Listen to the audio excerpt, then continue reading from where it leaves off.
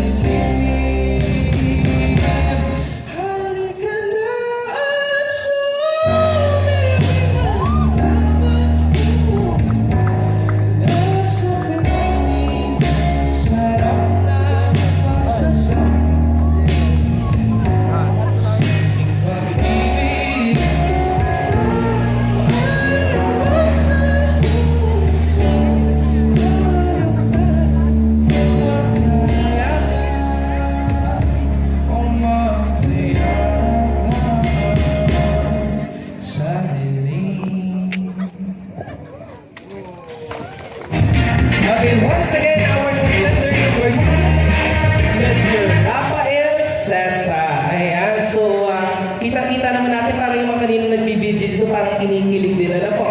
And of course, hingin natin ng at least konting mensahe lang po. Yung mga kumakain ngayong gabing ito, nakikisaya dito sa Bereda de Sariaya. And message po.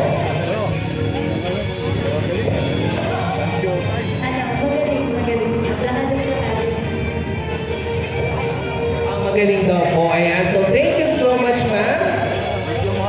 And of course, to give a message or a comment, may I call on our second judge, Ma'am Edith Cana. Ayun, maraming salamat po. Talagang yung mga contestant natin ngayon ay pumapanahon talaga siya sa bumabagay sa panahon natin yan. Talagang napakalamig. Yan. Maganda yung boses niya, maganda yung quality. Masasabi ko naman na bagay sa boses mo. Ayan. Medyo ramdam ko lang na tawag dito yung kababa.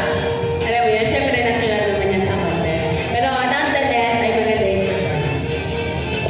Thank you so much, ma'am. Once again, our contender number 2, Mr. Rafael Zeta.